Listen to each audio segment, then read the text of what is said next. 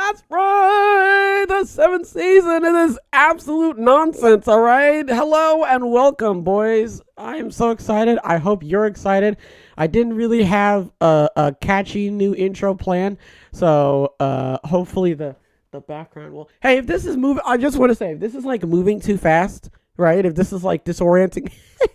That's not funny. Don't laugh at that. That's not funny. If this is, like, disorienting you, right? Let me know, and I'll just slow it down.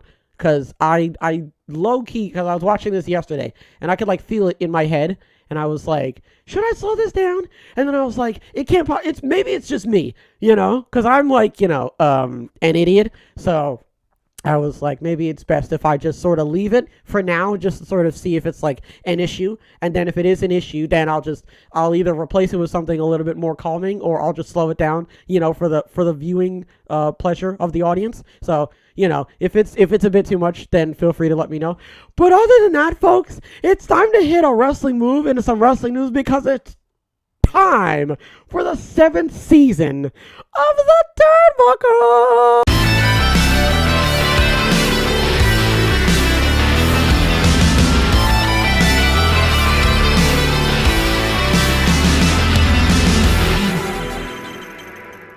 Ronda Rousey recently had some strong words regarding her program with Liv Morgan last year.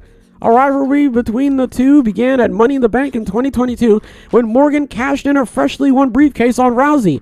It concluded that October when Rousey regained the title at Extreme Rules. According to comments she posted Instagram on Sunday, Rousey believes her feud with Morgan was, quote, hamstrung by a bunch of octogenarians who still think they know how to be hip. Following Morgan's successful Money in the Bank cash-in, she would defend the title against Rousey at SummerSlam. The match went 5 minutes, and the finish saw the referee count Rousey's shoulders to the mat while Morgan was tapping out to the armbar.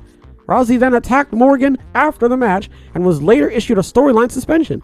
Rousey then defeated Morgan for the belt at Extreme Rules and moved into a program with Shotzi. Me personally, I can't help but draw the comparison to Charlotte Flair just because I feel as though that they're the same person in the sense of, like, you know, they both have the same type of, like, go-away heat. They're not good on the mic. They're not absolutely fantastic in the ring. And yet, for some strange reason, I can't help but feel more gravitated towards Ronda Rousey. But I think the reason for that, right, and yeah, I feel as though it is a problem depending on who you talk to. I think the reason for that is just the fact that Charlotte Flair just seems so, like, fake, you know? It just doesn't really, I can't, and I'm not the only one who thinks like this in terms of Charlotte Flair. Charlotte Flair just really comes across as somebody who is not necessarily, like, what's the word? They're not conveying, they don't feel it in their soul, in their heart and their soul. When I hear Ronda Rousey on the microphone, there's a tinge of Ronda Rousey genuinely feeling, I don't know, maybe it's just the way that she, like, carries her voice or something. But when I hear Ronda Rousey talk and when I see her wrestle, there's a hint of, like, you know, I'm not trying to you know, mess this up, right? And I don't know, man. Because then, if you remember with the Survivor Series thing with Shotzi, because that's what happened after the whole Liv Morgan situation.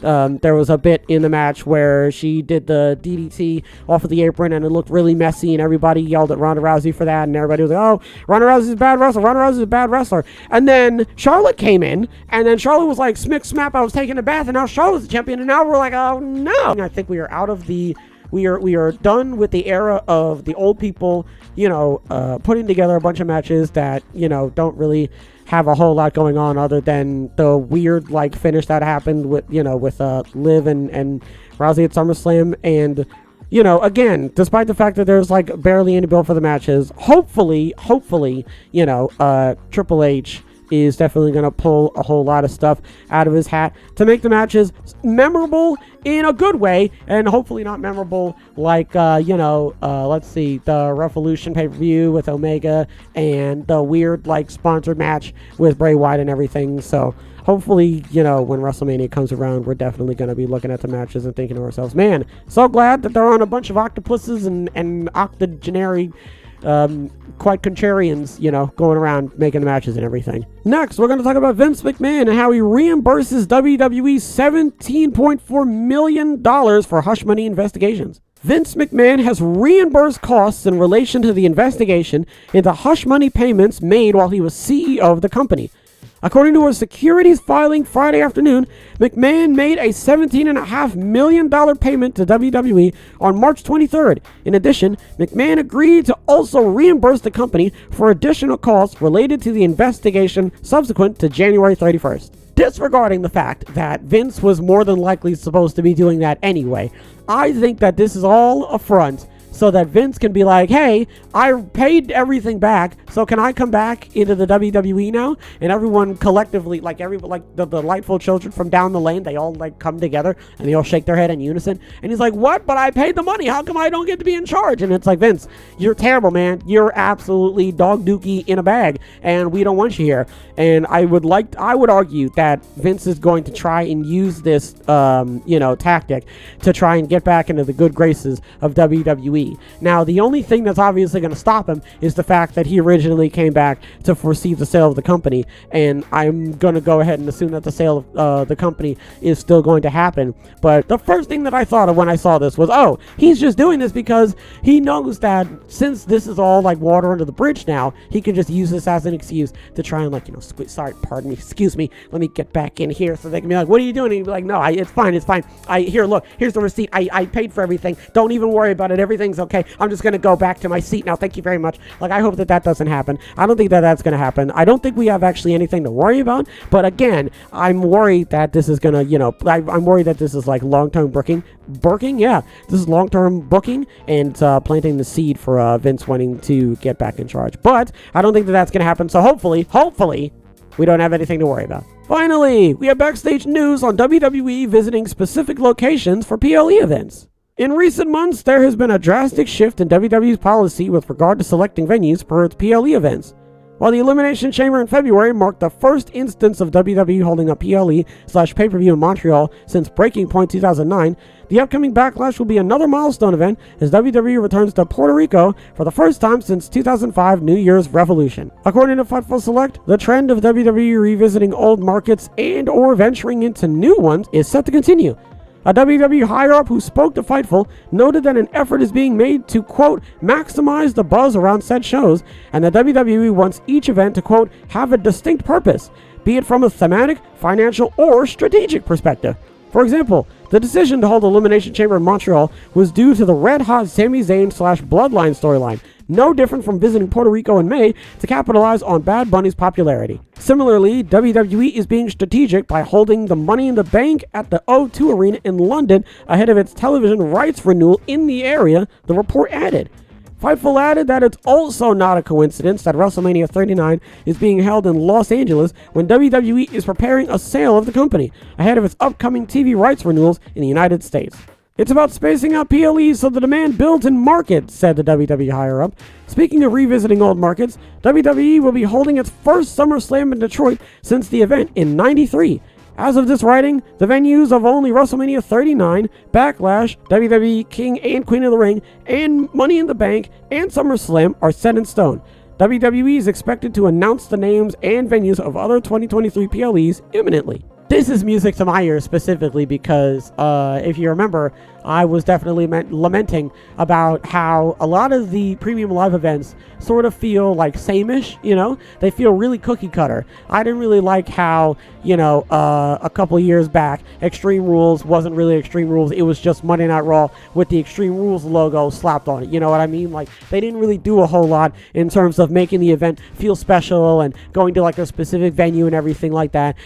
All they pretty much did was they just went to a bigger stadium and they took their set that they already had and they just copied it and pasted it in the said stadium, and then they just put a bunch of different graphics up and everything like that. So I'm glad to know, right, that they're going to different places and they're strategically choosing specific places based on, based on, the finances and that sort of stuff, and based on, like, who's hot at the time and everything like that. So I think that that's good. That's a good sign for the foreseeable future, mainly because it means that they're going to be putting a lot more thought and a lot more care, and they're going to be observing a lot more things. And also, I feel as though that the storylines are definitely going to, and subsequently, the storylines are also going to have a lot more thought and a lot more care, because if we're thinking about where the pay-per-view is going to end up, I feel as though that is definitely going to sway how the storyline is going to shape into that specific, pay-per-view, right? How it's going to culminate to that, specific area. So this bodes well. I'm glad to hear about this. I'm looking forward to seeing what they're going to be doing with the storylines of the wrestlers, you know what I'm saying, in the future and stuff like that. So, I'm very excited to see where this ends up. What do we talk about? Rousey is upset that a bunch of old people kind of messed up the storyline that her and Liv Morgan were in.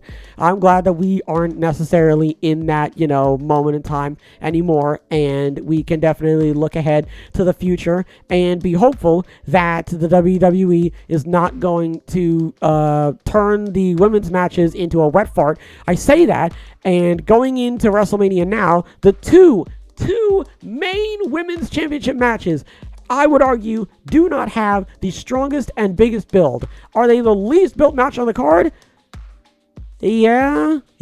Well, I mean, to be fair, the least built match on the card has definitely got to be the showcase matches, right, with the tag team. So let's be honest with ourselves. Those are technically like the least built matches, even though technically there is storyline going on within them. But in terms of like the championship matches and what have you, I think that those are like the least built, and we could definitely be doing a lot better with that. I am worried that there's a tinge of ulterior motive. There's a tinge of ulterior motive when it comes to Vince McMahon. But listen, that's just me being paranoid. That's all.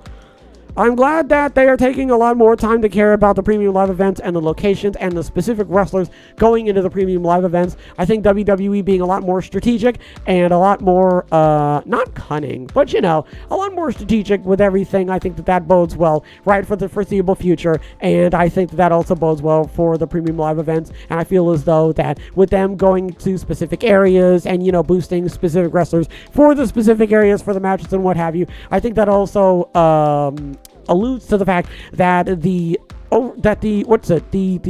stadiums, not the stadium, the sets, there you go. The sets are also going to have a specific look and feel to them. You know what I'm saying? That's what I'm really looking forward to. Not so much the sets, but the overall, the all of it rolled into a big ball so that when the pay-per-view actually does come up, not only are you going to be excited about the set and the location and the builds and all that sort of stuff for the wrestlers and everything, you're going to be excited for like everything. You know what I mean? You're going to be excited for all of it being like twisted into one big ball, and it's all going to, culminate and come together absolutely fantastically. So again, I'm looking forward to seeing how all of this is going to turn out. Folks, that's going to do it for the first episode of the new season. Hopefully everybody enjoyed this episode. Hopefully everybody has a wonderful tonight and a wonderful tomorrow. And as always, big hugs. Big hugs all around.